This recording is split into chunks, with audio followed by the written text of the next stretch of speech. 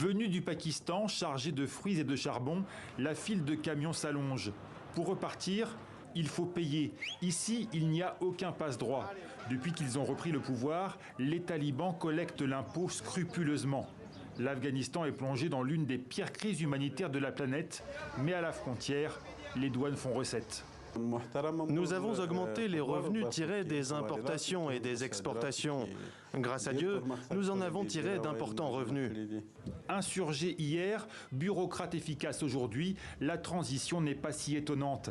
Pendant les 20 ans de guerre contre les Américains et leurs alliés, les talibans ont toujours contrôlé certaines zones, ils les ont administrées et pour remplir leurs coffres, ont prélevé des impôts. Le nouveau directeur des douanes tenait d'ailleurs à l'époque des péages aux frontières avec l'Iran et l'Ouzbékistan.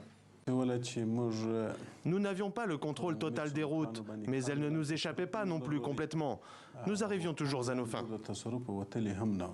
Aujourd'hui, les talibans contrôlent toutes les routes, toutes les frontières, ce que les gouvernements soutenus par Washington n'ont jamais pu faire.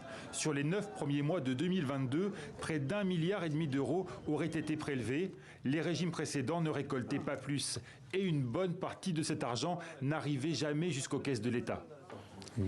La corruption était partout, omniprésente, en particulier au sein du ministère des Finances. Ce que nous avons fait, c'est mettre fin à cette corruption, nommer des spécialistes et du personnel expérimenté et centraliser l'ensemble des recettes. De fait, au classement de Transparency International sur la corruption, l'Afghanistan a gagné 24 places en 2022 pour se positionner 150e, peut-être le seul signe d'amélioration dans le pays. Selon la Banque mondiale, les douanes financeraient 2/3 du budget des talibans et leur garantiraient une plus grande indépendance face aux sanctions financières de la communauté internationale. Reste à savoir où va cet argent. L'année dernière, le régime prévoyait 2,5 milliards d'euros de dépenses, sans donner le moindre détail.